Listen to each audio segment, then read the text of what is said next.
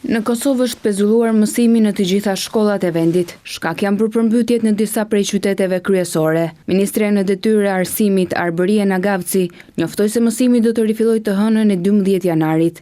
Drena, Sifush Kosova, Malisheva, Rahovec, Klina, Mitrovica, Vushtria, Skënderaj dhe Gjakova janë komunat më të prekura nga përmbytjet, sipas Agjencisë së Menaxhimit të Emergjencave në Kosovë. Në Gjakov janë evakuuar mbi 20 familje, 20 të tjera në Drenas dhe 10 të tjera në Malishev. Presidentja e Kosovës Vjosa Osmani falenderoi institucionet për reagimin ndaj përmbytjeve, për mbrojtjen e jetës dhe pronës. Situata kërkon kujdes maksimal. U bë thirrje qytetarëve të tregojnë vigjilencë dhe të respektojnë me përpikmëri udhëzimet e institucioneve kompetente, shkruan Osmani në Facebook, ndërsa shtoi se Forca e Sigurisë së Kosovës është në gatishmëri që të ofrojë mbështetje nëse paraqitet nevoja.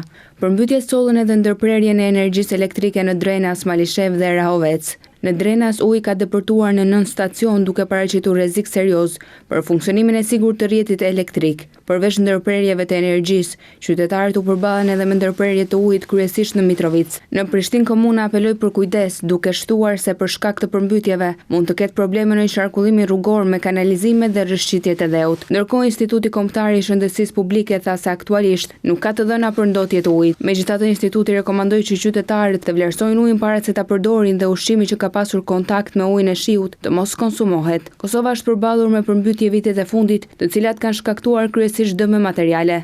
Dëmtimi i shtretërve të lumenjve si pasojë e nxjerrjeve të palishme të zhavorit vlerësohet nga ekspertët si një nga arsyet kryesore të përmbytjeve.